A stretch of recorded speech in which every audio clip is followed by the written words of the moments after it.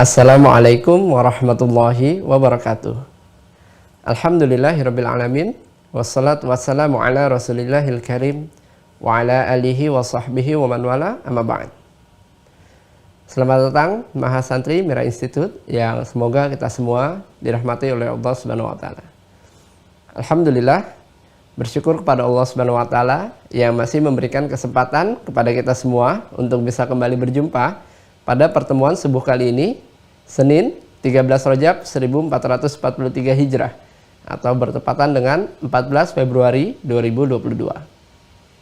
Salawat serta salam juga mari kita curahkan kepada junjungan kita, Nabi besar kita, Nabi Muhammad SAW, yang semoga kita semua termasuk ke dalam golongan umatnya yang mendapatkan syafaatnya di hari kiamat kelak. Amin. Sebelum kita masuk ke sesi utama, izin untuk mengingatkan kembali untuk senantiasa menyesuaikan format namanya sesuai dengan format yang sudah ditentukan seperti yang sudah tertera pada layar teman-teman sekalian, agar tim admin bisa memberikan akses pada teman-teman sekalian untuk bisa masuk ke sesi Zoom dan memastikan bahwa teman-teman adalah mahasantri di Mira Institute. Adapun kami kembali ingin mengingatkan untuk senantiasa menjaga adab-adab kita dalam bermajelis.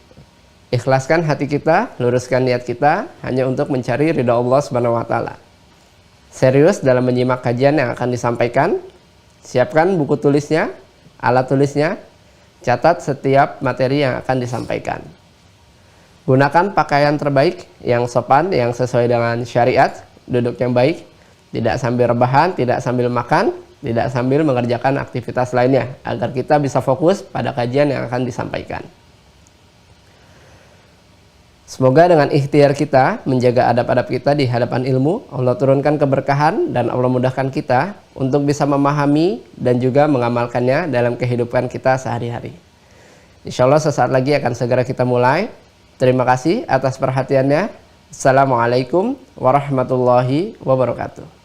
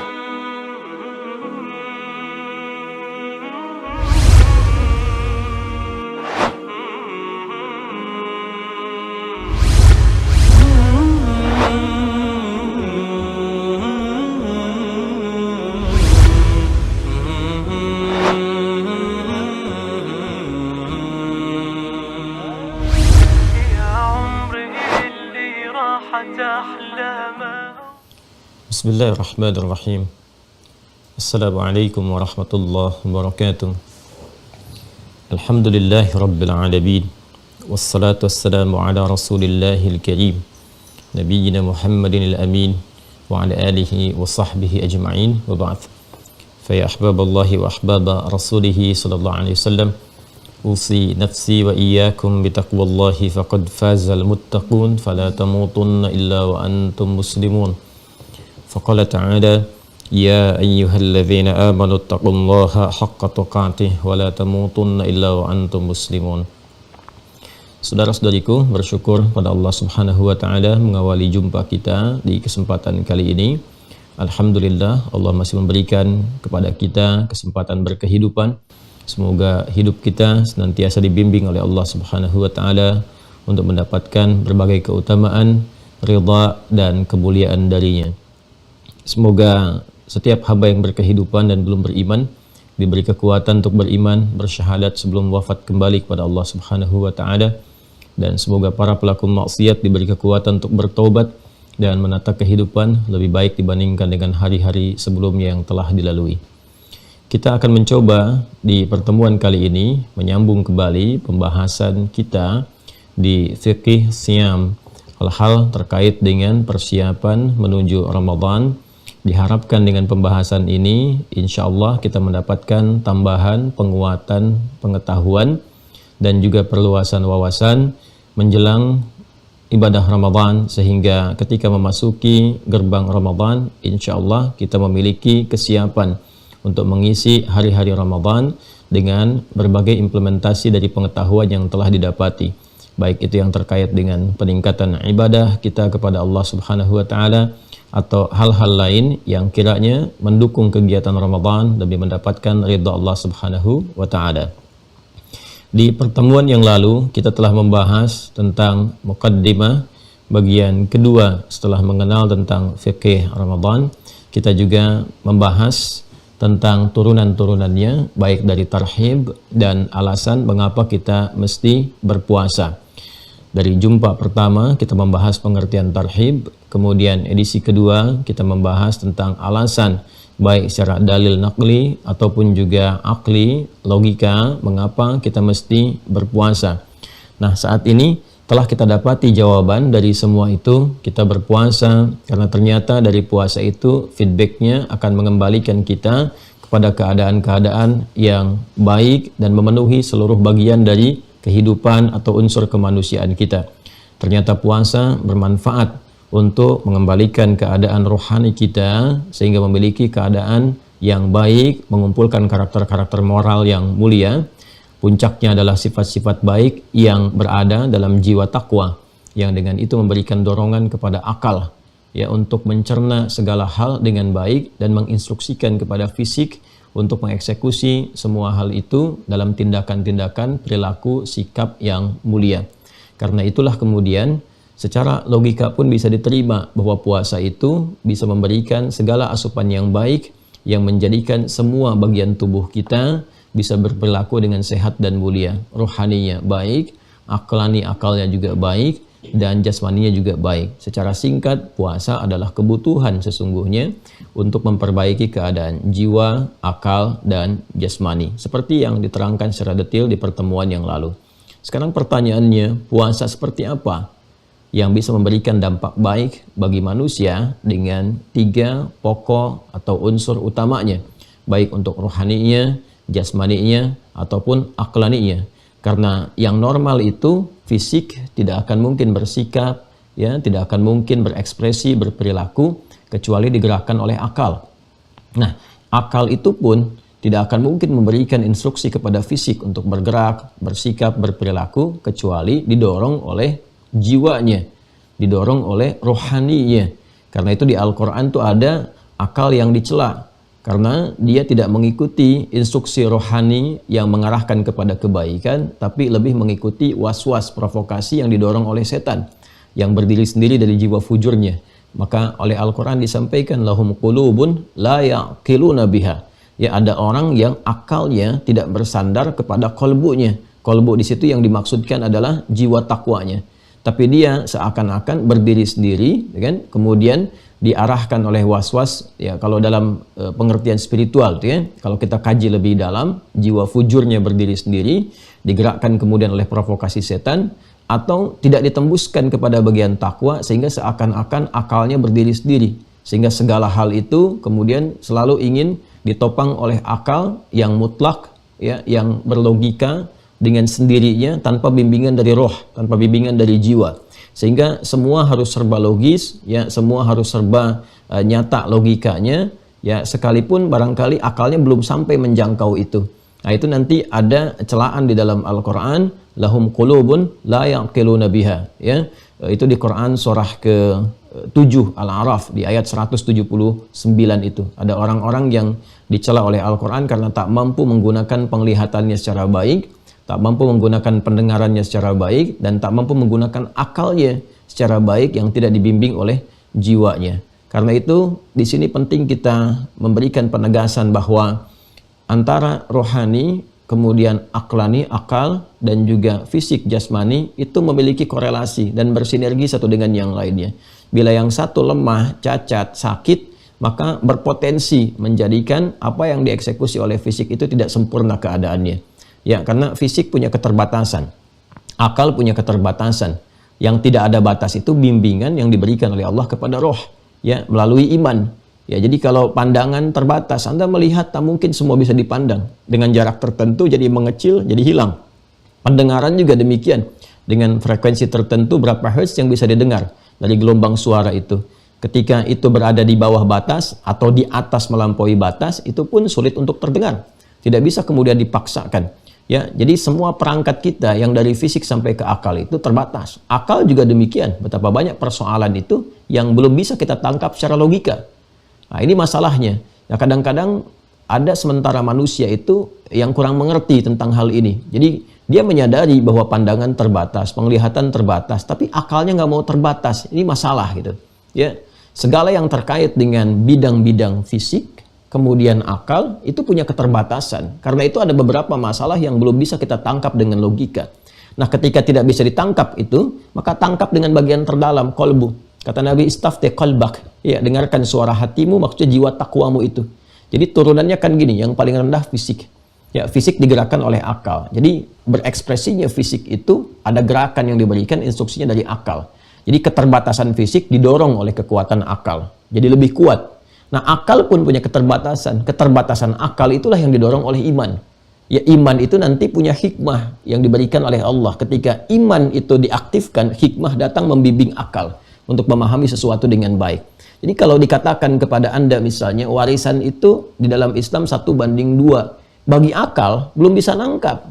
Loh, kenapa Allah harus bedakan laki-laki dengan perempuan? Belum bisa tangkap. Nah, ketika Anda tak bisa menangkap, jangan dipaksakan bahwa ini tidak sesuai, tidak relevan, bertentangan dengan fitrah. Tidak. Ya, masa Anda yang tidak mampu menangkap, Anda yang menyalahkan kemudian konsepsi yang benarnya, ya? Maka dengan itu, iman dulu, aktifkan iman ketika belum bisa menangkap, dengan iman diaktifkan, hikmah datang. Oh, ini ternyata pemberian warisan dalam Islam itu konsepsinya adalah konsepsi berkeadilan. Laki-laki diberikan 2 bagian karena ada tugas seperti ini yang membutuhkan bagian lebih. Ya kan? Dari itu untuk mendukung tugasnya, yang supportnya pun diberikan kepada bagian koleganya yang perempuan juga. Perempuan diberikan 1 karena tugasnya seperti ini. Antara tugas kewajiban laki-laki dan perempuan ada perbedaan di dalamnya, sehingga menjadikan supportnya pun itu tidak sama. Nah, karena itulah diberikan 2 itu bukan sekedar dikumpulkan jadi satu materi yang banyak, tapi nanti ada turunan-turunan yang harus kemudian dilakukan. Nah, ini gambaran-gambaran untuk memahami syariat. Nah, kembali kepada puasa. Ketika puasa tadi diharapkan la'allakum tattaqun, dengan puasa kalau Anda sungguh-sungguh, ingat la'allakum dari kata la'alla harfut taraji, kalau Anda serius, Anda sungguh-sungguh menjalaninya, diharapkan dengan itu terbentuk karakteristik takwanya yang meningkat. La'allakum tattaqun. Dengan takwa itu kan bisa juga berarti mengerjakan, meninggalkan, dan menghadirkan peningkatan. Jadi dengan Anda mengerjakan satu konsepsi ibadah tertentu, ya, satu aturan tertentu, kemudian meninggalkan hal-hal yang dilarang, ya, ada yang sifatnya latihan, tinggalkan makan sementara, minum sementara, hubungan seksual, dan puncaknya nanti meninggalkan segala yang dilarang. Ya, ketika itu dikerjakan dengan aturan tertentu, maka lahirlah kemudian, ya, peningkatan karakteristik moral, kumpulan kebaikan-kebaikan yang secara paripurna akan terkumpul dan menggerakkan semua yang ada di akal, dibimbing, sehingga dengan itu bisa berinstruksikan bagian tubuh kita untuk bersikap dengan baik. Ini agak dalam sekali, memang tinggi kajiannya, tapi kalau kita memahami arahnya, maknanya, karakteristik diksi dalam Al-Quran, kita akan mendapati hal-hal yang sangat indah yang meluaskan pengetahuan. Nah, jadi puasa seperti apa yang bisa meningkatkan ketakwaan itu? yang memberikan dampak kebaikan, ya, yang bisa memicu kita untuk mendekatkan diri kepada Allah, meningkatkan kemuliaan, kebaikan, dan pertandanya udah nampak tuh. Awal-awal Ramadan kan sudah terlihat gitu kan, bagaimana orang-orang berusaha menjadi baik, orang-orang kemudian berusaha mengaktifkan sinyal rohaninya, datang ke masjid, meningkatkan ibadah. Ini sudah bukti kebenaran ayat dalam Al-Quran. Bahkan kalau kita gali di awal jumpa itu baru satu huruf iya, gitu kan? Belum kepada yang lainnya. Kembali kepada video tarhib yang telah kita sampaikan di awal jumpa tentang fikih Ramadan. Nah, untuk itu kita akan sambungkan perjumpaan kita di 2 pertemuan yang lalu dengan meneruskan. Ya, bagian pertama kita telah dapatkan tentang tarhib. Bagian kedua, alasan dasar mengapa berpuasa. Mengapa berpuasa? Dan kita sudah mendapatkan jawaban dari 2 hal ini, ya kan? Silahkan dicek di 2 video yang telah lalu. Nah, jawaban dari yang kedua ini, mengapa berpuasa, selain memunculkan karakter takwa, memenuhi kebutuhan dan sebagainya, maka pertanyaan yang ketiga, puasa seperti apa? Ya, puasa yang bagaimana? Yang bisa melahirkan berbagai karakteristik kebaikan seperti yang telah kita hadirkan pada pertemuan yang kedua, menjawab pertanyaan ini. Mengapa berpuasa, kan? Agar dapat meningkatkan takwa demi memenuhi kebutuhan roh, akal, dan fisik secara sekaligus. Ya, singkatnya menghadirkan sifat paripurna bagi setiap manusia.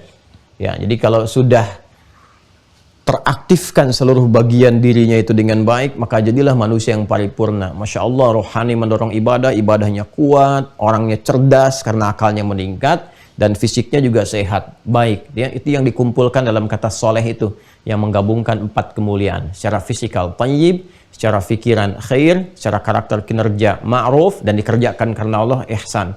Menggabungkan tayyib, khair, ma'ruf, ihsan, itu yang disebut dengan saleh. Ya, karena itu kita mengenal dengan hamba yang saleh, hamba yang saleh. Itulah karakter insan paripurna. Dan latihannya itu satu di antara hal yang melatih manusia menjadi saleh, menjadi paripurna, itu adalah melalui puasa. Ya. Nah, sekarang pertanyaannya, puasa yang seperti apa yang berpotensi menjadikan manusia, membimbing manusia dengan izin Allah Subhanahu wa taala menjadi saleh. Jadi insan yang saleh itu jangan dipahami parsial. Ingat ya, sedikit saja saya perdalam dulu. Insan saleh itu bukan hanya menunjuk kepada ketaatan spiritual. Jangan dibatasi di situ. Ya, tapi mengumpulkan 4 karakter. Ya, mengumpulkan 4 karakter. Ini seringkali juga saya singgung di beberapa kesempatan. Ya, ada karakter fisikal. Ya, ini nampak pada nanti diksinya tayyib, yang sehat, yang kuat, kan? Makanya saat kita makan itu ya diminta mencari sumber yang halal, dan nanti dari yang halal itu dicari yang bisa menguatkan, menyehatkan kepada tubuh. Nah, ketika Al-Quran memberi isyarat pada kesehatan, kebaikan tubuh dari konsumsi fisikal dari makanan itu yang melahirkan nutrisi yang baik, protein, karbohidrat, itu diksinya menggunakan kata thayyib. Itu ada di Quran surah kedua Al-Baqarah ayat 168. Ya ayyuhan nasu kulu, ingat, kulu, makanlah bertebaran, cari kebutuhan pokok minimal untuk makan. Ya, kulu mimma fil ardi, dari sebagian tempat di bumi yang mampu dijangkau, silahkan dibentangkan tuh. Ya, di bumi itu dibentangkan berbagai hal untuk kita beraktivitas, mendapatkan kebutuhan pokok minimal untuk makan. Karena itu fitrah mengatakan ketika ditanya, antum mau kemana, papa mau kemana, mencari sesuap nasi, gitu kan? Ya, sebagai sinekdok pas prototo, menyebutkan sebagian untuk mewakili keseluruhan. Ya, sesuap kan maksudnya ya sebakul juga, ya rice cooker gitu kan, bahkan tambah dan sebagainya, itu kan gambaran, kan? Nah, halalan cari dengan cara yang legal, yang halal, yang benar, ya, yang menjadikan tata cara kita bekerja itu baik. Kemudian dari hasil itu thayyiban. Ya, cari konsumsi yang baik, yang bisa menyehatkan secara fisikal. Ya, ada juga yang menyifati halalnya dengan thayyib, ya legal tapi pekerjaan-pekerjaan baik. Jangan pekerjaan-pekerjaan memang halal tapi masih mengandung unsur-unsur yang bisa merendahkan kehormatan misalnya. Ada juga yang menafsirkan demikian.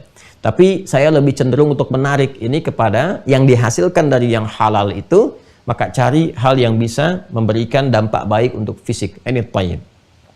Kemudian nanti ada yang terkait dengan sifat. Ya.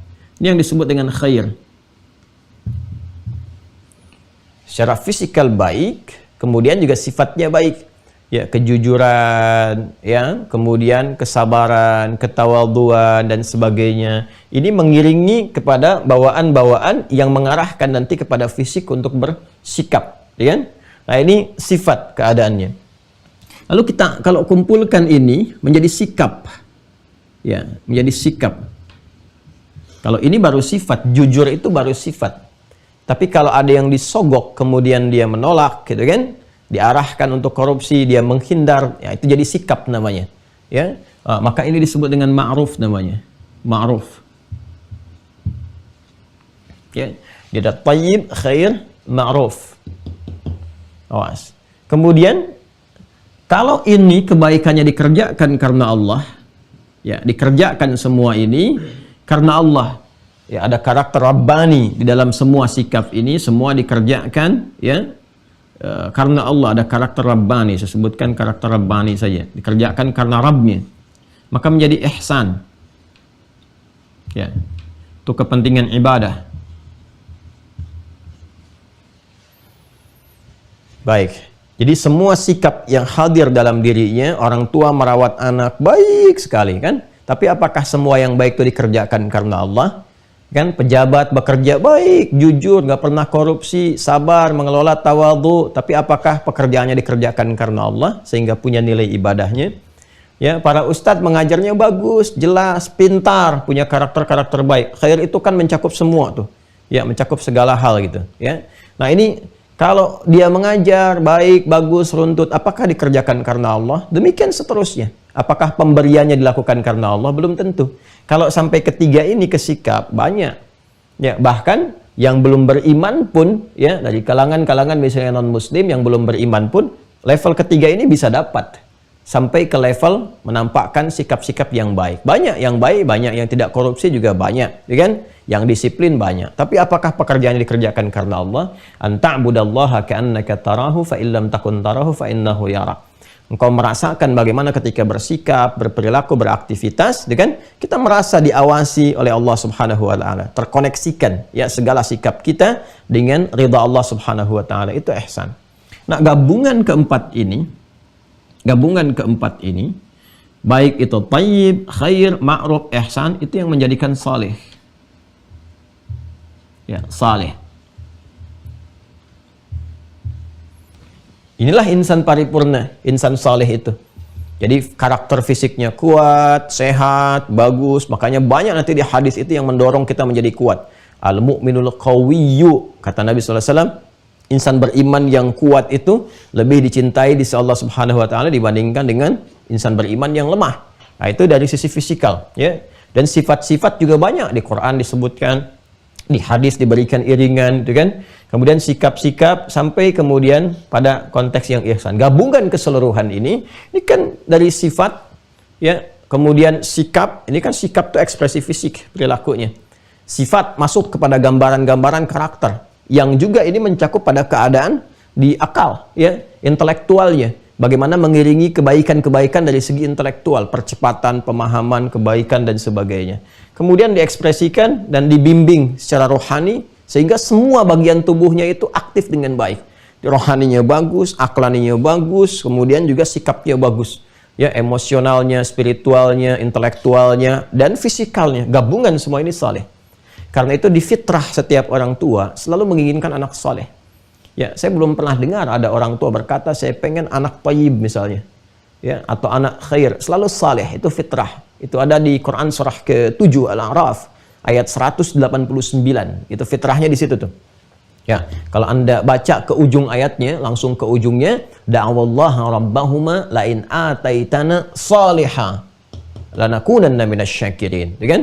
Ya, kedua calon ayah, calon ibu itu, ya suami istri, di saat kandungan istri mulai membesar menjelang kelahiran, banyak berdoa kepada Allah, berharap sekiranya Allah menganugerahkan anak yang saleh. Ini menghubungkan dan menggabungkan 4 karakter utama ini. Nah, puasa korelasinya dengan pembahasan tadi, itu rangkaian-rangkaian ibadahnya itu mesti mensupport, ya, pelaku puasa itu, soimin, soimatnya itu menjadi hamba yang saleh. Nah, jadi idealnya seperti ini. Semua yang dilakukan di dalam proses berpuasa itu mendorong hamba itu mendapatkan gabungan dari keempat bagian ini. Ya. Jadi jangan sampai satu bagiannya aktif, yang lainnya berkurang. Mesti ada satu konsepsi yang nyata, yang real, yang memang saat dikerjakan mensupport ke sini semua. Ya. Ini sangat menarik. Ya, karena itu mari kita lihat ya, apa yang diperkenalkan oleh Al-Qur'an.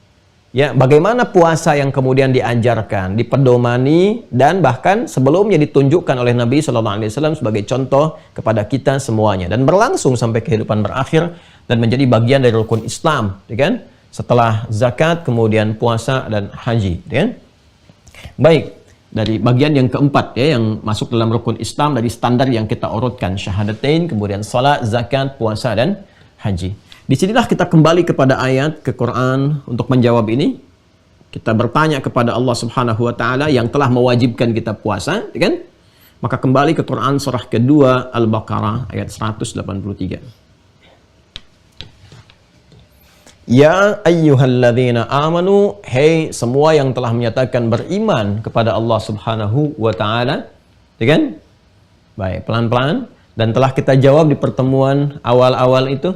Panggilan ya memberikan kesan bahwa keadaan iman seseorang itu bisa lemah, bisa sedang, standar, bisa juga kuat. Dan dengan dipanggil menunaikan ibadah ini bisa berpotensi menguatkan keadaan imannya, ya, menguatkan kondisi imannya sehingga menjadi lebih kuat kembali dan dekat kepada Allah Subhanahu wa taala. Ini yang kita terangkan dalam konteks takwa itu. Kutiba alaikumussyam. Nah, kita temukan sekarang. Mulai detik ini, saat ini diwajibkan bagi kalian untuk menunaikan ibadah siam. Ya. Nah, ini kita dapati ya redaksinya ya. Kutiba alaikumussyam. Nah, ini dia. Dapat nih katanya nih. Jadi ternyata ibadah yang dihadirkan oleh Allah kepada kita dan memiliki hukum wajib untuk penunaiannya demi menghadirkan 4 karakteristik ini dan menyempurnakan keadaan diri kita, diperkenalkan oleh Al-Quran dengan nama As-Siyam. As-Siyam. Ingat, As-Siyam, bukan As-Siyab. Ya, As-Siyam. As-Siyam. As-Siyam. Jelas ya? 1. Nah, ini selalu menghadirkan hal yang sangat menarik gitu ya, dan senantiasa melahirkan kekaguman tersendiri saat mengaji Al-Quran. Jadi kalau kita mencoba mendalami bahasa Al-Quran dan mendapati dari susunan gramatikalnya korelasi bukan hanya antar surat, antar ayat, tapi kalimat satu ke kalimat yang lainnya. Ya, sebelum saya masuk ke sini, saya ingin sedikit sekali ya untuk menyinggung bagaimana kewajibannya itu diungkapkan dengan kata kutiba gitu. Ya, saya telah bahas di buku yang coba saya tuliskan itu, dan telah kemudian teman-teman dapati ya yang di Mira yang makna ayat puasa itu ya. Ya, kutiba. Kutiba ini pertama memiliki unsur wajib. Kedua, berbentuk pasif. Ketiga, memiliki penekanan atau dilalah yang khusus. Nah, ini keistimewaannya. Sehingga kita mengerti kenapa nanti Allah tidak menggunakan kata furidha alaikumussyam. Ya, di warisan babnya pakai faradha, kitaban mafruḍa. Di salat pakai faradha. Ya. Inna salata kanat 'alal mu'minina kitaban mafruḍa. Di salat digabungkan kitab dan faradha, ya, turunannya jadi mafruḍa. Di bagian waris menggunakan turunan kata faradha. Tapi untuk puasa menggunakan turunan dari kata kataba, kemudian bentuknya pasif kutiba. Baik, Sekarang kita belajar dasar ini dulu ya, sebelum masuk ke Siyam. Perhatikan baik-baik ya. Ini kita karena agak mendalam sifat kajiannya, kan terkurikulumkan ya. Walaupun teman-teman yang juga terhubung di YouTube, insya Allah dengan izin Allah juga ada manfaat-manfaat yang kita dapati. Kalau ingin serius nanti terkurikulum, silahkan masuk ke Mira. Tapi bersabar sejenak ya. Kita terpenuhi kemarin kuota angkatan pertama, jadi sedang kita siapkan pada step yang keduanya. Nyambung ke sini. Wajib, perhatikan baik-baik teman-teman sekalian. Cara memahami setiap ada satu hukum yang bersifat wajib, artinya ada pekerjaan, satu perbuatan, atau dalam bahasa syariat diperkenalkan dengan nama amal, gitu kan? Ya, sudah standar bahasa Arab sebetulnya. Ya, amal.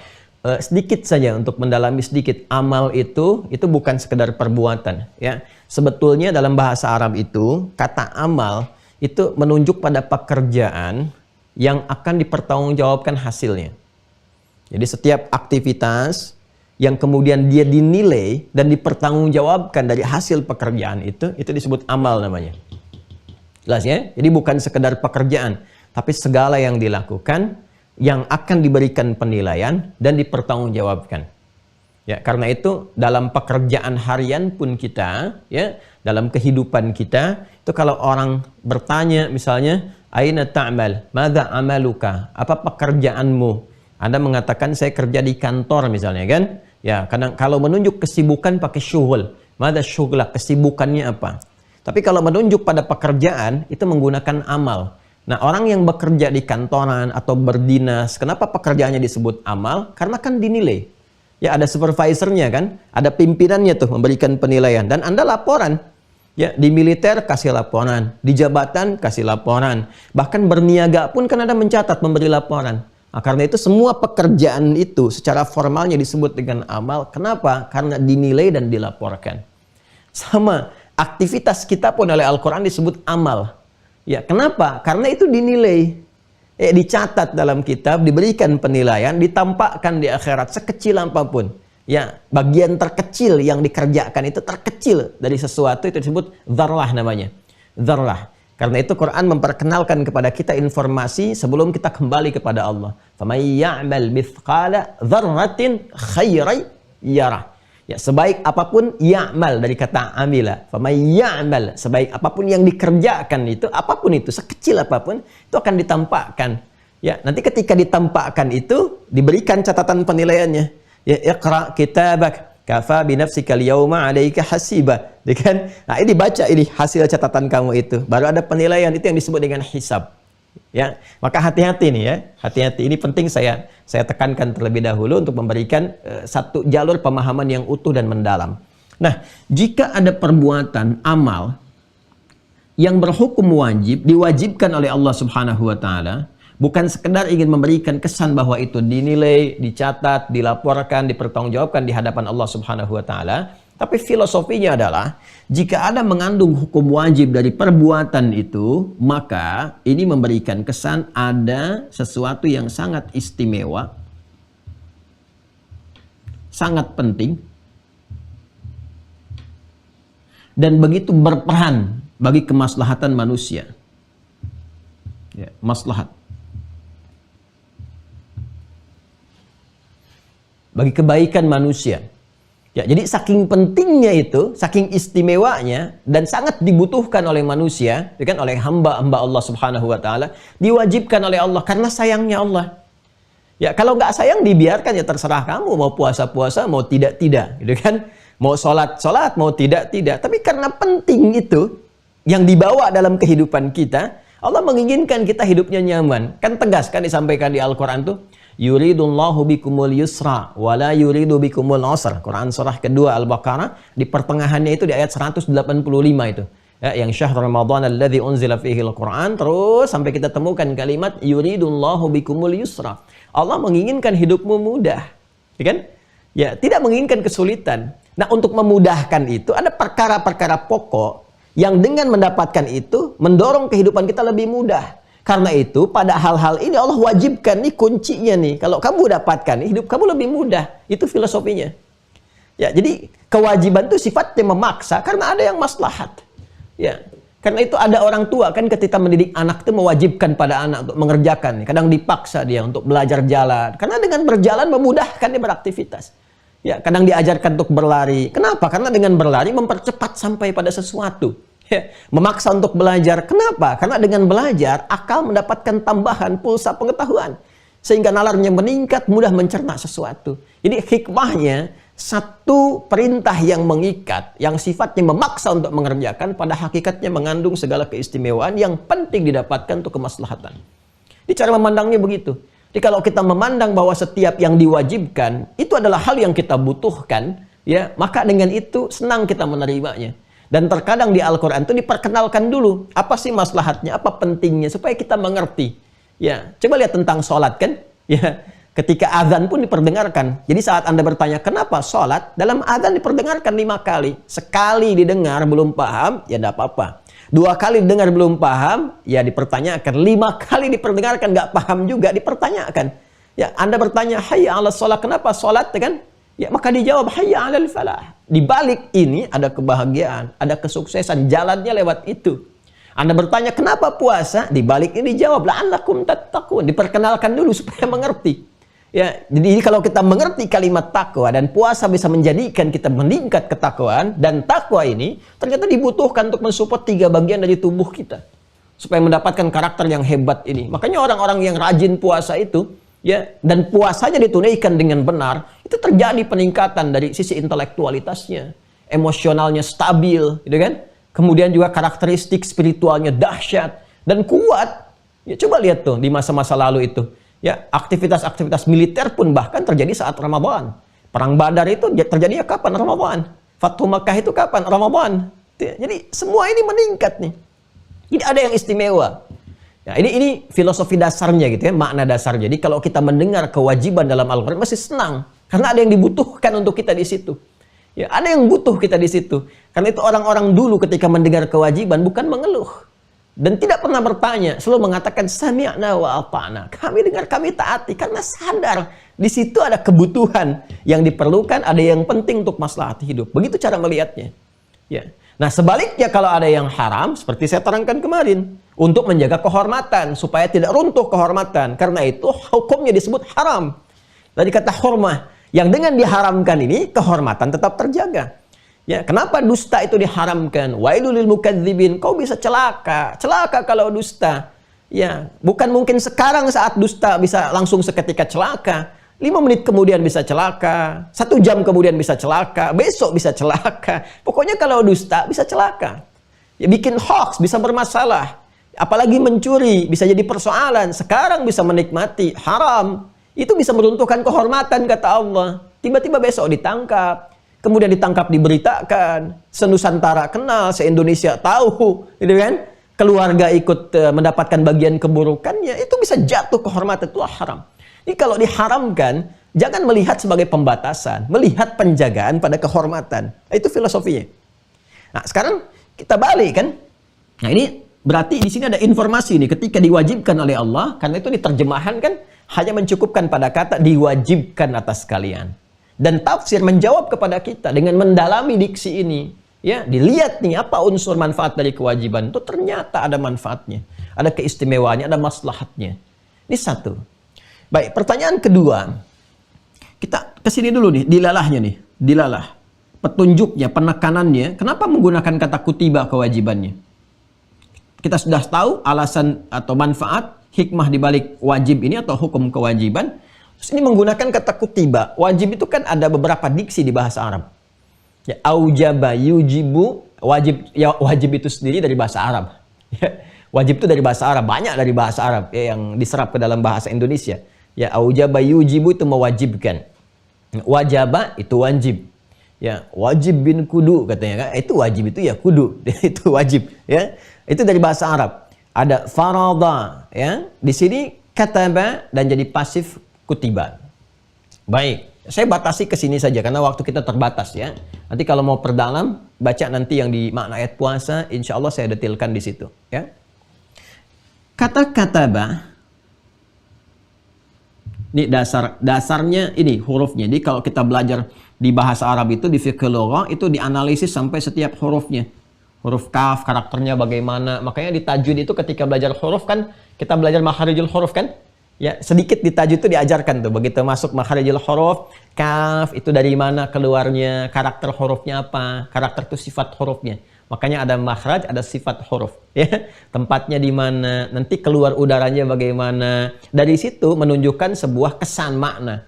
Kesannya seperti ini. Makanya kalau ada kaf itu menunjuk di antara maknanya sesuatu yang menghadirkan kelembutan, tapi ada penekanan, kan? Ada sesuatu yang bertahap. Nanti ada ilmunya sendiri.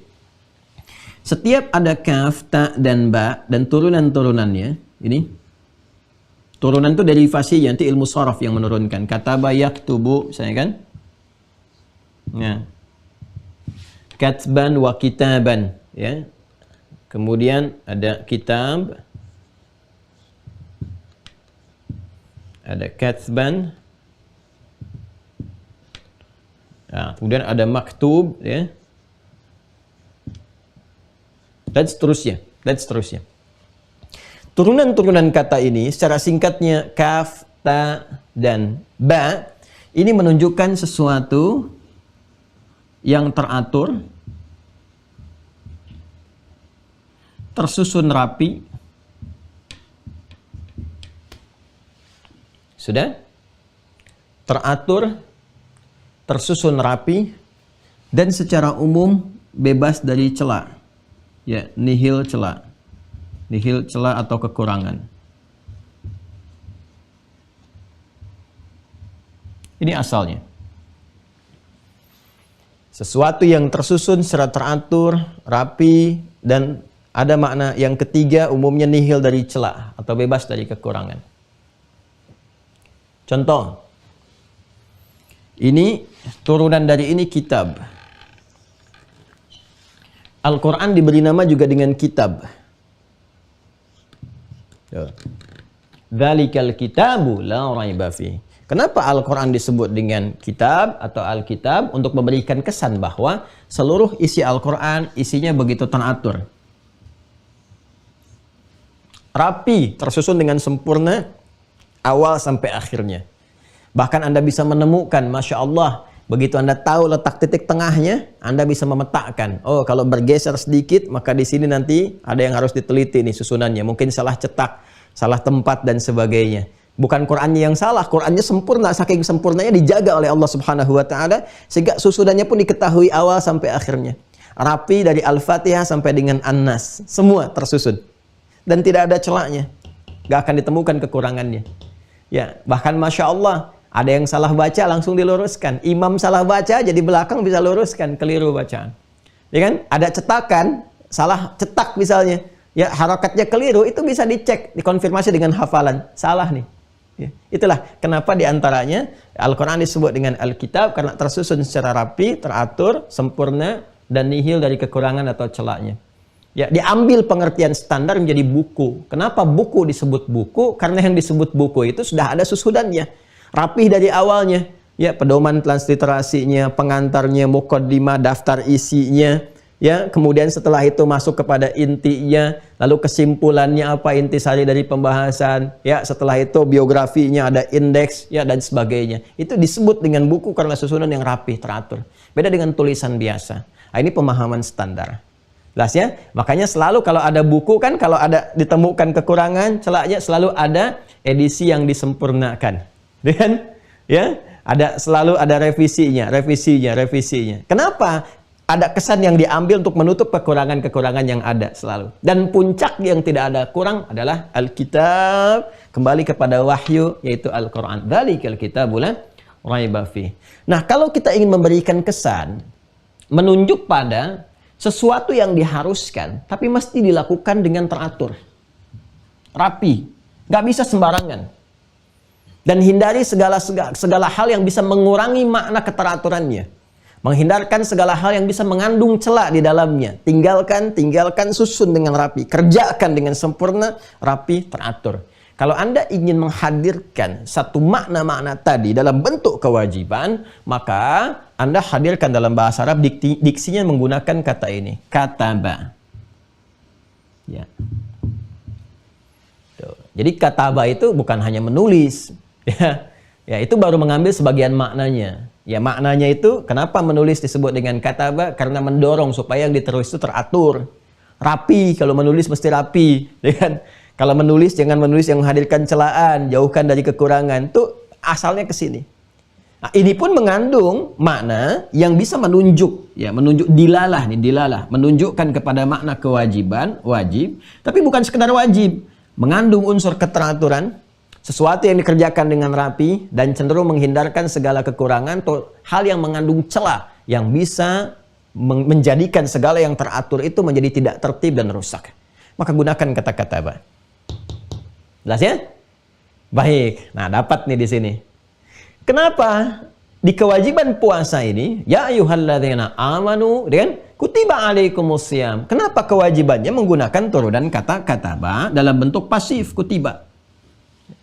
Sebelum kita membahas bentuk pasifnya, kita terapkan dulu makna ini ke dalam kewajiban puasa.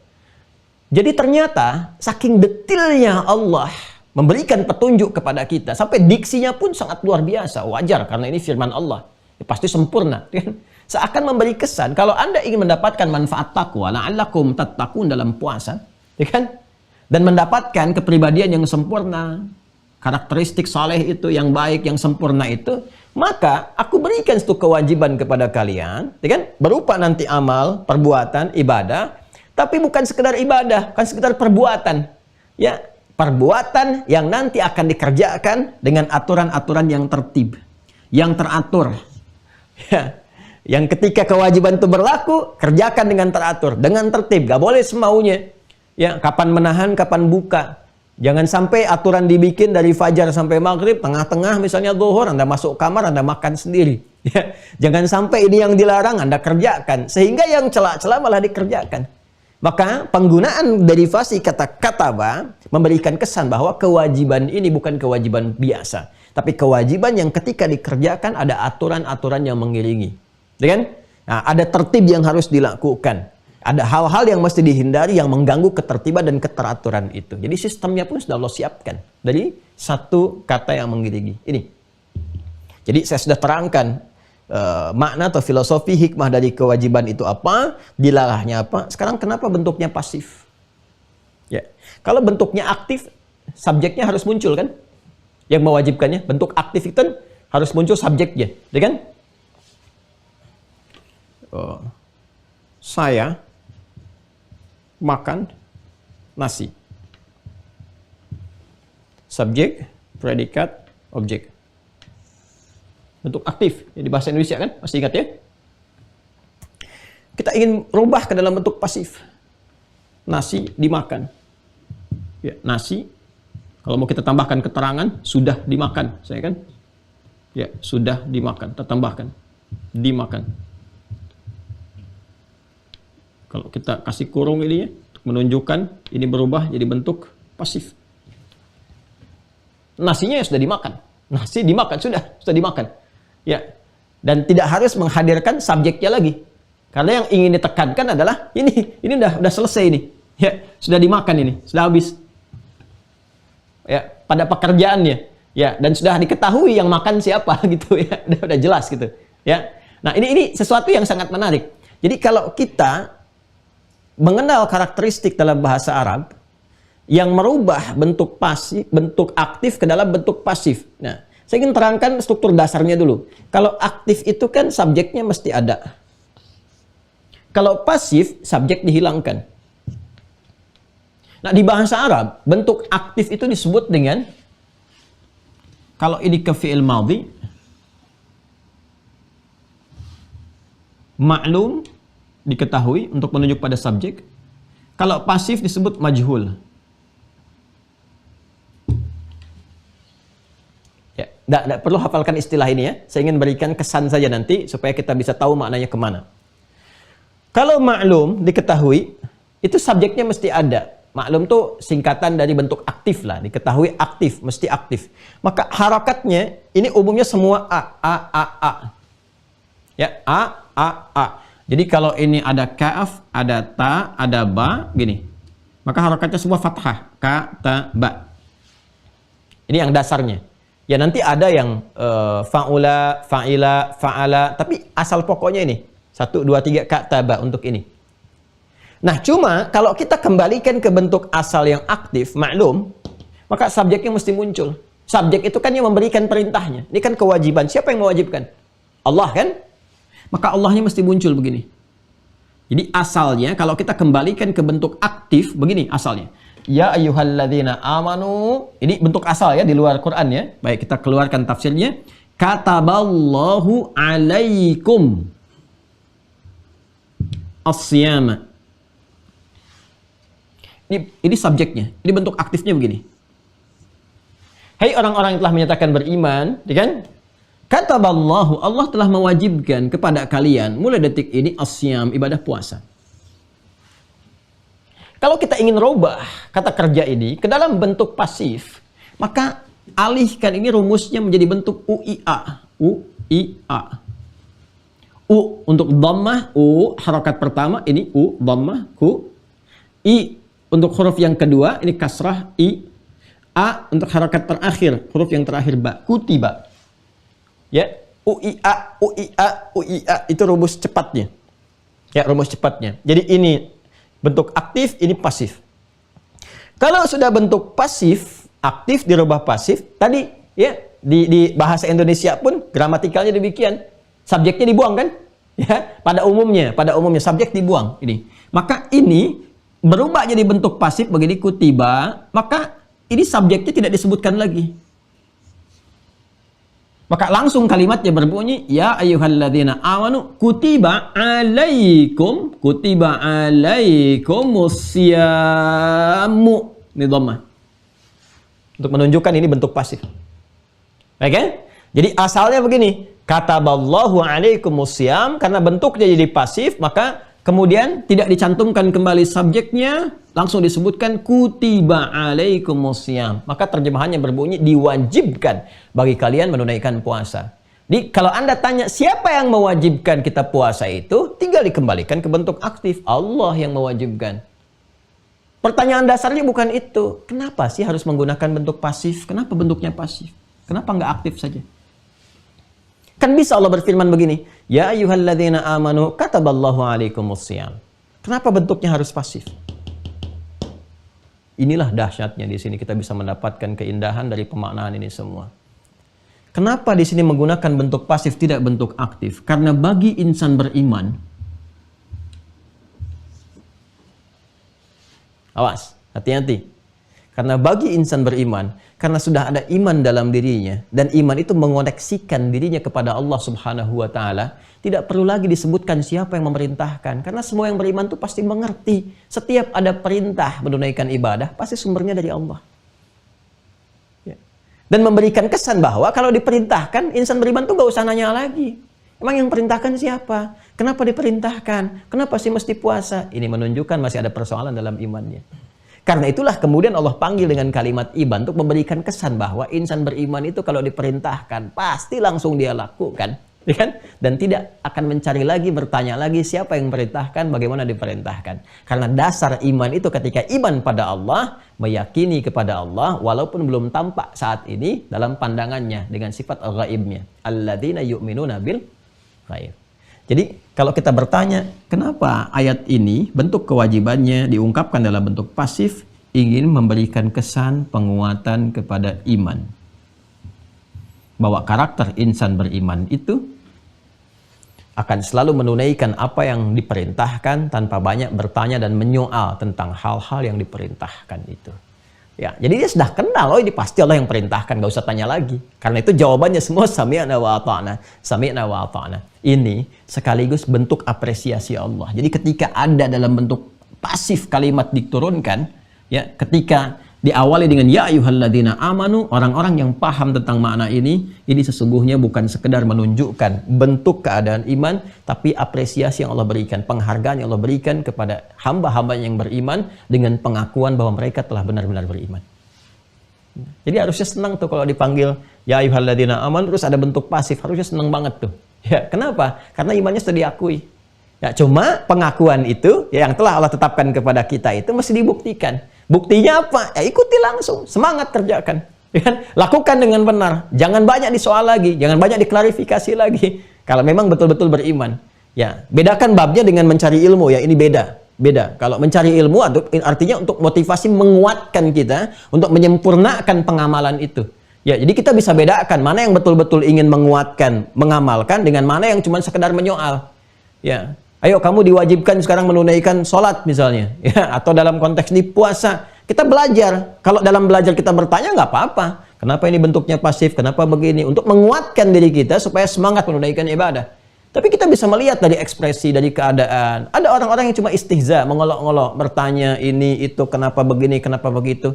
Dan anehnya dalam saat yang bersamaan mengaku saya juga muslim, saya juga beriman. Nah, ini memberi kesan kepada kita bahwa ini mesti didoakan, mesti dibantu. Karena ada persoalan dalam iman dan keislamannya. Jelas ya? Ya pelan-pelan ya, pelan-pelan. Nah, ini nikmat nih kalau belajar begini.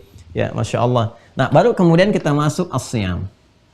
Ini kita kan agak berbeda ya, kita kan terkurikulum, jadi agak dalam. Kalau mungkin kajian umum saya cukup menyampaikan ya sudah diwajibkan dan sekalian puasa ya selesai. Cukup 5 menit juga selesai. Tapi kalau kita dapatkan ini, ada pendalaman yang kita raih. Sekarang, bagaimana hal yang teratur yang diwajibkan itu? Seperti apa menjalaninya? Ya, seperti apa kita membuktikan bahwa kita benar-benar beriman? Ya, maksimal kita kerjakan. Maka Allah kemudian teruskan puasa yang dimaksudkan itu. Yang kalian bertanya bagaimana puasanya? Seperti apa tertib menunaikannya? Itu disebut oleh Allah dengan nama as-siyam, menunjuk pada puasanya. Ya, kutiba alaikumus siyam. As-siyam, as-siyam, as-siyam. Disebutkan 9 kali dalam Al-Quran. Ada lagi as-saum. Saum. Disebutkan hanya sekali dalam Al-Quran. 1 kali. As-saum ada di Quran surah ke-19 Maryam. Ayat 26. Ya? Wa kuli washrabi. Ya? Itu di awal ayatnya sampai Anda temukan kalimat inni nazartu lirrahmani sauma. Ada? Jadi saum hanya sekali ditemukan dalam Al-Quran. Sudah? Ini kata siyam ditemukan 9 kali dalam Al-Quran. Yuk kita gali dulu ya kedalamannya. Terkait dengan puasa yang ditunaikan, yang diwajibkan di ayat ini, diksinya menggunakan kata as-siyam, tidak menggunakan kata as-saum. Apa beda antara saum dengan siyam? Jadi kalau Anda ingin mengatakan, mengungkapkan saum Ramadan atau siyam Ramadan, ya kan? Saya sedang saum atau saya sedang siyam. Ya, baik. Saum dengan siyam itu punya persamaan dan perbedaan. Saum dengan siyam itu punya persamaan dan perbedaan. Persamaannya sama-sama bermakna puasa.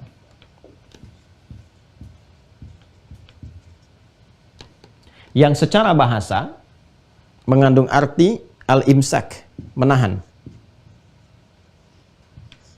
Al-imsak artinya menahan.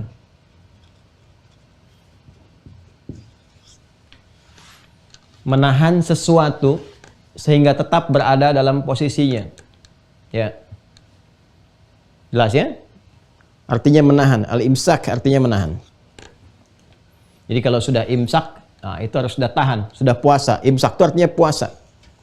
Ya, jadi saum, siam itu sama dengan imsak. Ya. Jadi kalau sudah ada kata imsak, imsak artinya sudah menahan.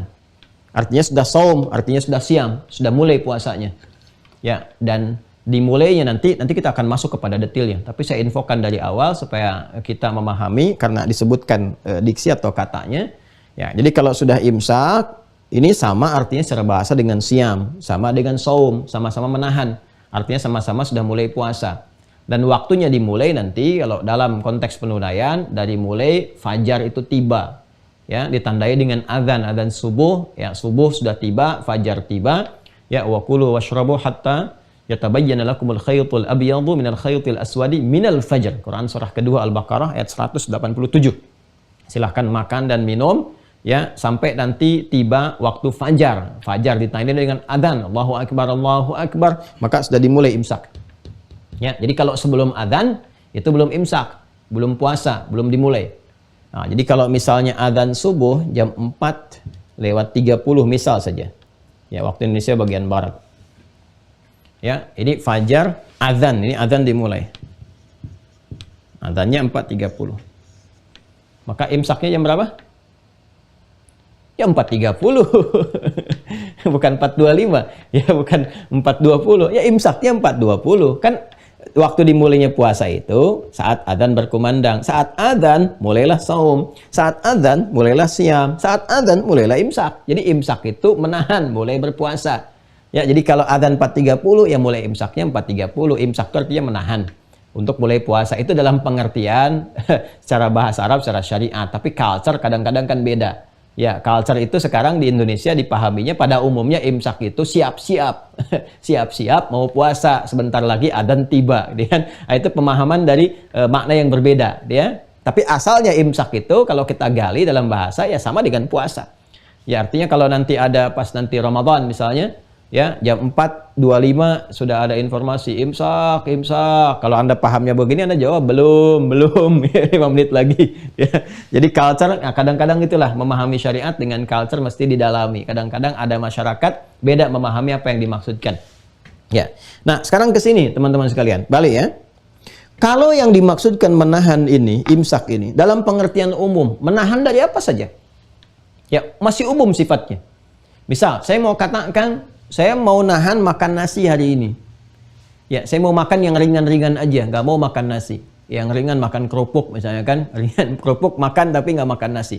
Atau pada umum saya nggak mau makan tapi masih minum. Nah, itu masih disebut saum. Karena punya arti menahan. Menahan saja secara umum. Atau saya hari ini masih makan masih minum masih, tapi saya nggak mau bicara hari ini. Pokoknya nggak mau bicara aja. Ya, diam aja. Ustaz Adi apa kabar? Mau kemana? Kok Ustaz Adi nggak jawab? Saya sedang saum. Saum apa? Puasa. Puasanya apa? Nggak mau bicara. Kok itu bicara? Contoh. Bisa. Contoh. Itu saum. Pokoknya menahan apa aja itu saum. Ya, karena itu Sayyidah Maryam alaihissalam ketika diberikan jalan oleh Allah untuk membebaskan diri beliau dari tuduhan dan menunjukkan kemuliaan Nabi Isa alaihissalam, Yesus Mesias sebagai Nabi. Ingat ya, dalam Islam sebagai Nabi, bukan Tuhan. Sebagai Nabi yang diutus dan menunjukkan mukjizat pertamanya untuk ditunjukkan oleh Allah, ibunya diminta diam dulu. Jangan bicara dulu. Biarkan bayinya yang bicara untuk menunjukkan keistimewaan mukjizat yang melekat kepadanya. Dalam saat yang bersamaan menunjukkan kenabian dan kerasulannya sekaligus membebaskan ibunda dari tuduhan. Baik ya? Karena itu Nabi, kalau kita teruskan ngajinya dari ayat 26 terus sampai ke ayat 33, nanti kita akan temukan bagaimana Isa alaihissalam, Yesus Mesias berbicara dari sejak buayan dalam ibundanya setelah dilahirkan itu untuk membebaskan ibunya dari tuduhan dan mengatakan siapa beliau ini, misinya apa, ya. Ini kita akan turunkan dari sini mulainya. Ya. Wa kuli washrabi, masih makan, silakan makan, minum, ya kan? Ya, wa qarni aina, silakan nikmati. Bahkan yang sebelumnya kalau kamu ingin makan dimudahkan, goncangkan saja ya pohon kurma yang ada di situ. Allah beri kekuatan. Jadi ikhtiar dulu, tetap ada ikhtiar walaupun mudah bagi Allah untuk menjatuhkan. Tapi ikhtiar langsung jatuh. Bagaimana orang sedang mengandung yang berat, yang sulit dan sebagainya gitu kan? Punya kekuatan untuk menggoncangkan pohon kurma, kurmanya jatuh. Kan nggak mudah. Tapi Allah memberikan sebuah kesan bahwa ikuti dulu nih sunatullahnya nih. Ya, walaupun pelan begini ada ikhtiar, rezeki turun. Karena rezeki itu bersanding dengan ikhtiarnya nanti. Ya. Itu pesan yang sangat dalam sekali kalau kita ngaji itu. Jadi begitu kemudian digoncangkan dalam arti keluar ikhtiar sedikit, jatuh kurma silahkan makan. Minum dikasih yang menyegarkan dan sebagainya.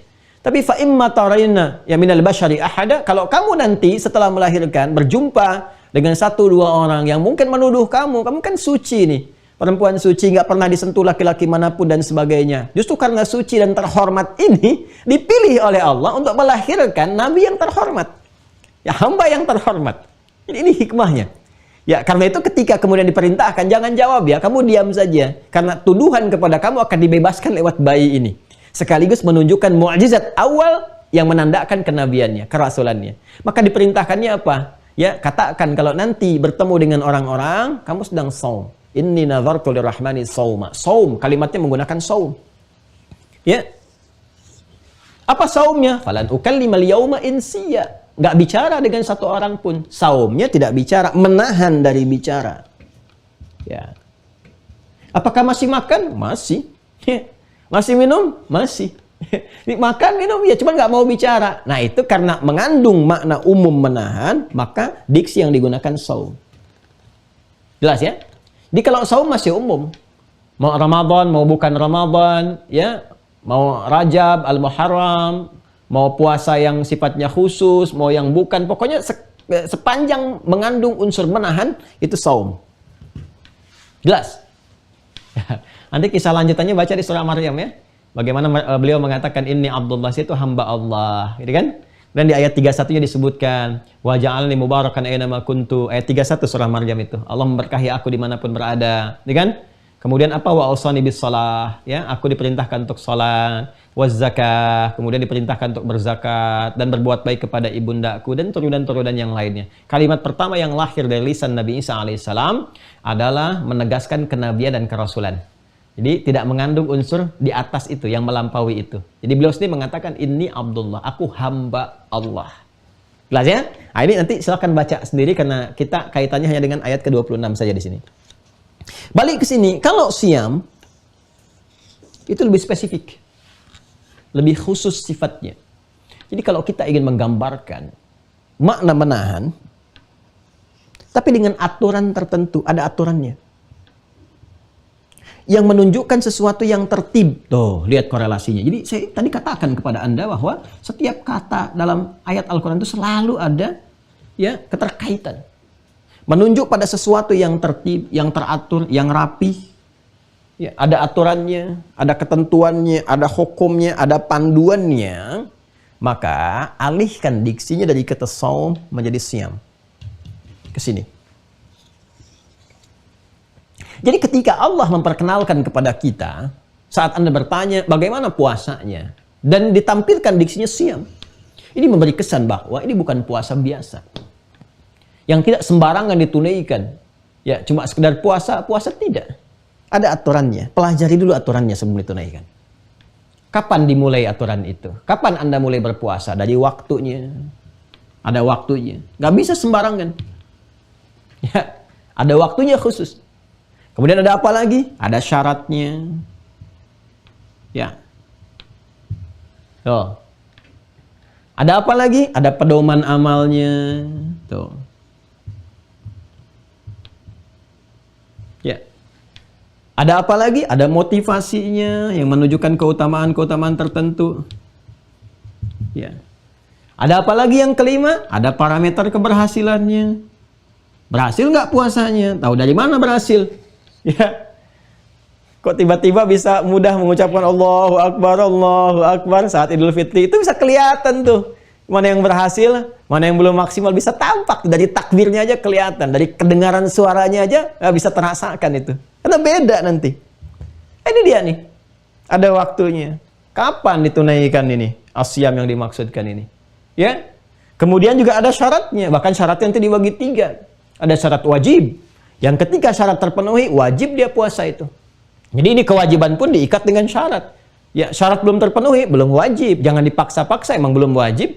Tuhan, Allah belum mewajibkan. Kenapa manusia memaksa untuk kemudian harus melakukan? Ya, nah diikat. Ada syarat sah. Iya, sudah wajib puasa. Tapi karena kondisi tertentu tidak sah puasanya kalau ditunaikan. Ada. Maka jaga itu. Ada syarat wajib dan sah bersamaan. Jadi ini wajibnya, ini sahnya. Dikerjakan secara bersamaan, ada. Ini sudah babnya sendiri. Apa yang dikerjakan saat puasanya? Karena kan ini ada ketentuan, ada aturan. Pedomannya apa? Ada. Dia yang kalau kamu kerjakan siangnya begini, malamnya begini, amalannya begini. Terus kalau saya kerjakan ini, ya Allah saya ingin mengerjakan ini. Ya Rasulullah saya kerjakan ini. Ya, apa yang bisa menguatkan saya mengerjakan itu? Keistimewaannya apa? Ada motivasi. Nih, buruk satu malam ini. Jadi keistimewaannya seperti ini. Kalau kamu kerjakan sholat di malam hari begini, kamu dapat seperti ini. Kalau kamu benar puasanya di siang hari begini, maghribnya doa kamu akan dijawab dengan cepat, dan sebagainya. Itu ada. Ya. Dan yang paling indah terakhir ada parameter, berhasil nggak puasanya, betul nggak tuh? Nah, semua ini terpenuhi dalam satu diksi saja, as-siyam. Cuma tidak sekedar kita mengatakan as-siyam selesai, ini mesti dibahas. Kapan waktunya berpuasa ini? Ya. Kemudian yang paling menarik ketika disebutkan waktunya, kenapa namanya disebut dengan itu? Itu sampai ke situnya jelas. Makanya saya sering katakan, nggak ada di Islam itu, satu pun yang tidak jelas itu nggak ada itu.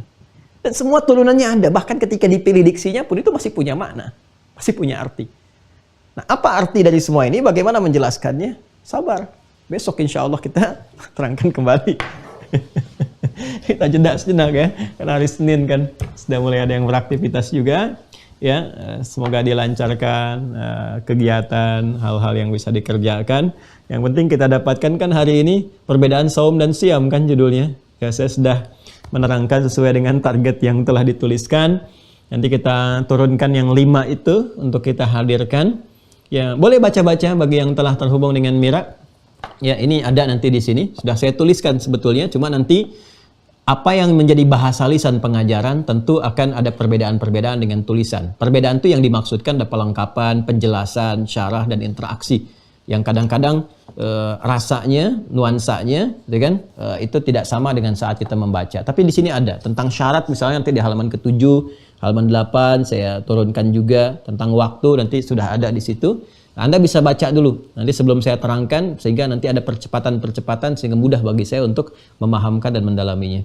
Bagi teman-teman yang bertanya, ya masih ada yang bertanya bagaimana untuk bisa mendapatkan terhubung ini, bersabar ya, ini kan dicetak sesuai dengan kuota Mira. Jadi insya Allah kita cetak kembali, ya, dan memberikan fasilitas kepada teman-teman, sekaligus nanti membuka akses untuk masuk pada angkatan yang kedua. Ya, insya Allah nanti saya komunikasikan hari ini untuk bisa diperbanyak kembali, sehingga nanti bisa memberikan manfaat, ya, mungkin nanti dengan buku catatan penuntut ilmu juga, ya, supaya nanti ada peluang untuk bisa masuk kepada kuota Mira berikutnya. Jadi ini yang pertama yang ingin saya sampaikan. Yang kedua, teman-teman sekalian, insya Allah di waktu dekat ini, kalau nggak dimulai malam ini atau nanti ke besok, kita akan membedah 3 buku sekaligus secara bertahap, tapi ya 3 buku ini yang terkait dengan hajat hidup kita juga. Sempat saya tuliskan juga. Yang pertama adalah Manusia Paripurna, Ma'rifatul Insan. Jadi sampai kita berkehidupan di detik ini, sebetulnya sejatinya kita mengetahui nggak diri kita itu siapa gitu. Ya, kita itu sebetulnya siapa, mau kemana, jalan hidupnya seperti apa. Jangan-jangan sudah lama hidup tapi nggak kenal diri sendiri. Ya, sehingga nggak mampu menata jalur hidup ya sesuai dengan arah hidup kita yang sesungguhnya. Itu nanti saya mengeluarkan dari beberapa yang disyaratkan dalam Al-Quran, tegaskan dalam hadis, pun dijelaskan oleh para ulama kita akan bahas itu, sehingga nanti teman-teman yang sudah dapat buku itu mengetahui, oh ini arahnya ke sini, ya, maksudnya ke sini gitu. Kemudian yang kedua, nanti ada bahagia dalam Al-Quran dan Sunnah. Ya, setiap manusia menginginkan kebahagiaan, bagaimana Al-Quran menampilkan rumus-rumus mempercepat mendapat kebahagiaan, dan As-Sunnah menjelaskan kepada kita bagaimana mempraktekkan isyarat-isyarat kebahagiaan dalam Al-Quran itu. Nanti kita akan turunkan sekaligus dengan contoh-contoh. Dan yang ketiga nanti pengantin As-Sunnah. Memang spesifik ini terkait dengan aspek kekeluargaan, tapi ini jadi pondasi yang sangat penting. Ya, apalagi di kondisi-kondisi kini yang kita hadapi. Kenapa saya bedah 3 ini, saya dahulukan? Saya ingin berikan pesan ya, mungkin saya baru berikan pesan ini. Yang kedua, setelah Zoom kemarin terbatas dengan zona ke-7, karena zona ke-7 itu saya dahulukan dari beberapa negara kan yang terhubung. Ya, dari berbagai negara yang terhubung pada saat itu secara langsung. Nah, sekarang pun barangkali juga terhubung semuanya, dari yang kemarin juga ikut. Ya, saya ingin tegaskan begini. Membahas 3 hal ini penting, karena kita sekarang sedang memasuki satu era yang tidak biasa. Ya, yang tidak biasa. Orang-orang yang memahami, mengaji, dan mendalami tentang alur-alur kehidupan, perubahan-perubahan setiap masa, saya sangat punya keyakinan pasti merasakan rasa yang sama. Ya, pasti merasakan itu. Kita ini ada di satu pembatas ya, satu keadaan yang boleh jadi nanti akan banyak ujian-ujian. Jadi kita harus lebih mengenal diri kita, tentang agama kita, jalur hidup kita, karena ini sudah masuk pada tanda-tanda yang dinubuatkan oleh Nabi SAW. Dan saat muncul tanda-tanda itu, kita akan dapati kondisi kehidupan yang tidak biasa. Mulai banyak pengantar kepada dusta-dusta, ketertukaran dalam keadaan-keadaan, kan? Nah, ini akan dapati hal-hal semacam ini. Kemudian juga taqarrubul aswaq. Nabi sudah sampaikan dari dulu, pasar yang sangat berdekatan, mudah untuk diakses. Sehingga saking mudahnya ini kemaksiatan juga mudah hadir di dalamnya. Ya, riba mudah ada, penipuan mudah ada, dan itu nanti akan berubah ke dalam karakter berkehidupan. Ya, yang kita lihat seakan-akan baik padahal ada manipulatif di dalamnya, ada kamuflase keburukan. Itu akan didapatkan masa-masa itu. Ini mesti hati-hati. Mesti hati-hati. Ya, kalau tidak menyiapkan diri dengan baik, maka bisa terjerumus dan ini sebenarnya pengantar kepada tanda-tanda yang lebih besar lagi. Nah, kalau ini tanda-tanda ini wallahu alam, tapi kalau sudah masuk kepada yang lebih besar, ya, kehidupan kita selesai. Insan beriman itu akan wafat semuanya, ya. Maka saya ingin mengingatkan dari sejak sekarang, bertobatlah. Bertobat, perbaiki hidup, harus tahu diri kita ini siapa, mau kemana kita ini. Jangan sampai terjebak di akhir hidup kita baru menyesal. Dan penyesalan di akhir itu tiada guna. Ya, karena tidak bisa mengembalikan diri kita pada jalur keimanan yang benar.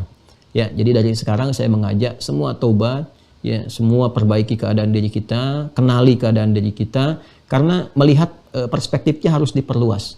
Dunia sekarang bergerak, ya, secara umum pada satu titik yang kalau kita kaji semuanya bergerak pada titik yang sama. Jadi spektrumnya jangan dibatasi ke keadaan sekitaran kita saja. Coba lihat apa sih yang sedang dikerjakan di barat sekarang. Apa sih yang sedang dikerjakan di wilayah Palestina yang dikuasai itu? Arahnya mau kemana gitu kan? Ini dunia sedang bergolak sekarang menuju pada satu titik. Kalau kita puzzle-nya kita satukan pada satu titik. Dan titik itu ternyata sesuai dengan apa yang diprediksikan. Bukan hanya prediksi, apa yang dinubuatkan.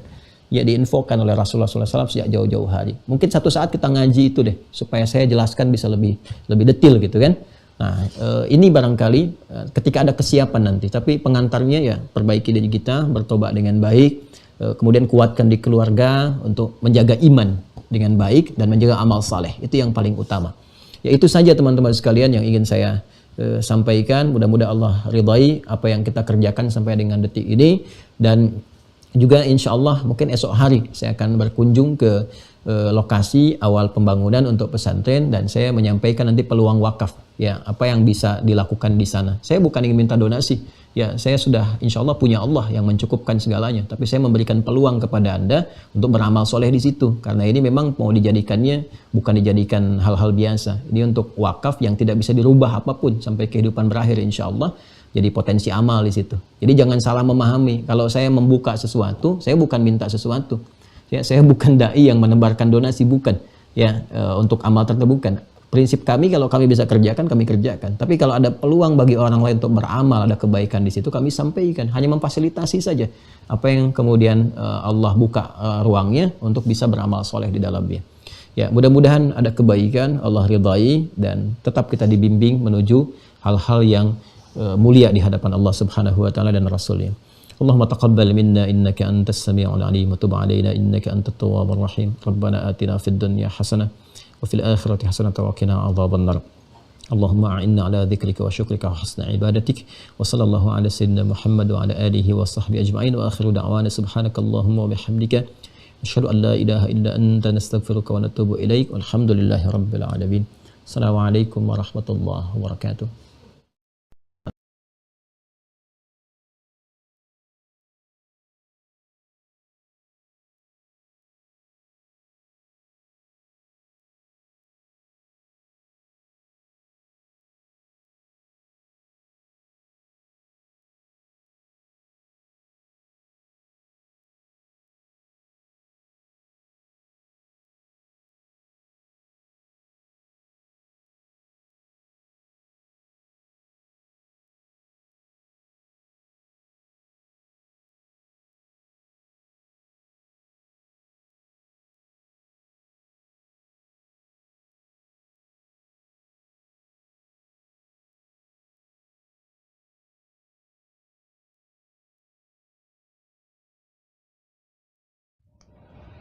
Alhamdulillahirrabbilalamin.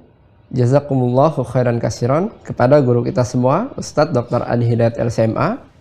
Mari kita bermohon kepada Allah Subhanahu wa taala dalam setiap doa kita, dalam setiap sujud kita. Semoga Allah senantiasa mengampuni dosa dan kesalahan beliau beserta keluarga, memberikan kesehatan dan juga umur yang panjang dalam ketaatan, juga memudahkan segala urusannya, baik urusan dunia maupun urusan akhiratnya. Amin. Dan tidak lupa kita bermohon kepada Allah Subhanahu wa taala, semoga apa yang disampaikan pada pertemuan subuh kali ini menjadi ilmu yang bermanfaat untuk kita semua, dan Allah mudahkan kita untuk bisa memahami juga mengamalkannya dalam kehidupan kita sehari-hari. Amin. Kami kembali ingin mengingatkan kepada teman-teman yang sudah terdaftar dan sudah memiliki perangkat belajar Mira Institute untuk bisa mengaktifkan akunnya dengan cara cek kembali email teman-teman sekalian di folder inbox-nya untuk bisa menemukan username dan juga passwordnya agar bisa mengaktifkan akunnya di website resmi Mira Institute.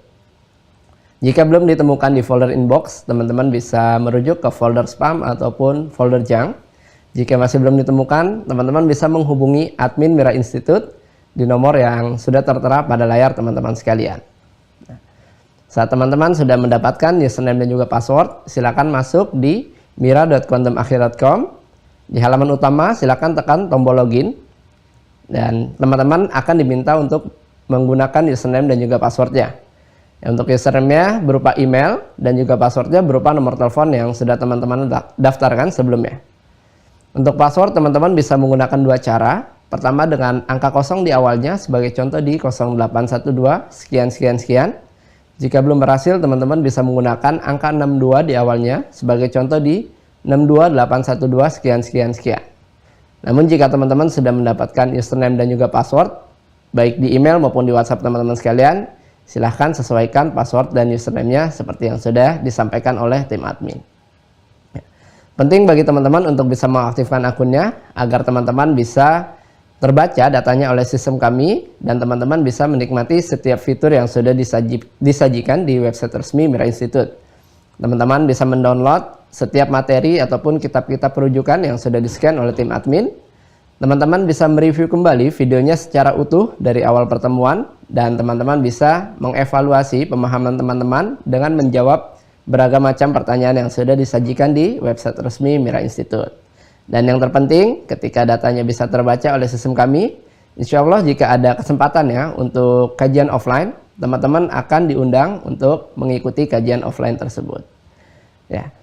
Dan bagi teman-teman yang baru tergabung, kami himbau untuk bisa mengikuti materi dari awal pertemuan secara bertahap agar pemahamannya bisa tersambung dan terkorelasi dan bisa maksimal. Jangan lupa untuk mengikuti ujian di setiap babnya agar teman-teman bisa lanjut ke bab berikutnya dan juga bisa mendapatkan kesempatan untuk bisa join di sesi Zoom bersama guru kita Ustadz Dr. Adi Hidayat LCMA. Dan bagi teman-teman yang belum berkesempatan untuk tergabung menjadi mahasantri di Mira Institute, teman-teman bisa mengambil manfaat dari pembelajaran Mira dengan cara mensubscribe YouTube channelnya Mira Institute.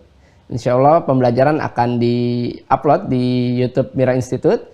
Silahkan di-subscribe. Pastikan logonya seperti yang ada di bagian kiri atas teman-teman sekalian. Jangan sampai salah. Dan bagi yang ingin mengetahui video-video terbaru dari guru kita, Ustadz Dr. Adi Hidayat LCMA, teman-teman bisa mensubscribe YouTube channelnya Adi Hidayat Official. Jangan lupa untuk tekan tombol loncengnya agar setiap notifikasi terbaru bisa langsung masuk ke perangkat teman-teman sekalian. Dan bagi yang ingin berwakaf dalam pembangunan pesantren Mira, teman-teman bisa menyalurkan melalui rekening Bank Syariah Indonesia atas nama Yayasan Mahat Islam Rafi Akhyar dengan kode bank 451, nomor rekening 11144444142. Silahkan, sudah tertera pada layar teman-teman sekalian, boleh difoto ataupun di screenshot. Terima kasih teman-teman atas perhatiannya. Jika ada hal yang kurang berkenan, kami mohon maaf. Saya Fadil, mewakili tim Mira yang bertugas. Assalamualaikum warahmatullahi wabarakatuh.